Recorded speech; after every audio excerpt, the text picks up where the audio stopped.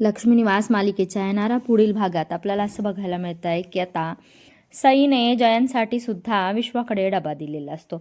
विश्वा दोन्हीही डबे घेऊन आता ऑफिसला निघालेलाच असतो. तेवढ्या जान्हवी तिथे येते आणि जान्हवी विश्वाला एक रिक्वेस्ट करते की अजिबात तू हा जयंतला डबा देऊ नकोस, मला त्याने खूप त्रास दिलेला आहे.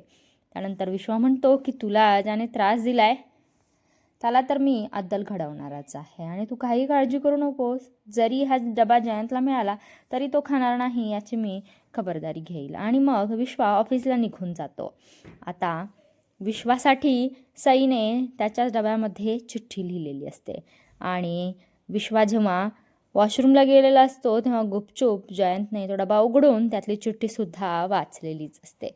जयंतचे हे खतरनाक असे कारनामे विश्वाला कळतील का हे पाहणं खूप रंजक ठरणार आहे. आणि आता सई जान्हवीला आणि जयंतला भेटवणार आहे.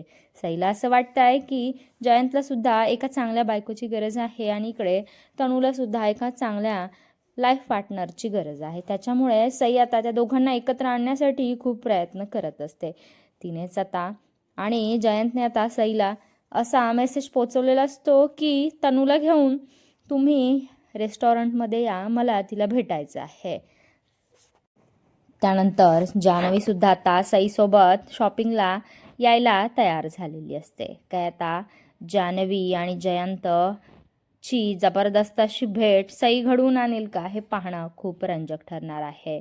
का जान्हवीला त्या जयंतपासून विश्वा वाचवणार आहे हे सुद्धा बघणं खूप रंजक ठरणार आहे. इकडे सिद्धू भावनाला घेऊन आनंदीला भेटायला तिच्या हॉस्टेलला निघालेला असतो. काय सिद्धू भावनाला मनवण्यामध्ये तयार होणार का आणि भावना त्याची आता बायको म्हणून पुन्हा घरी जायला तयार होईल का हे पाहणं खूप रंजक ठरेल.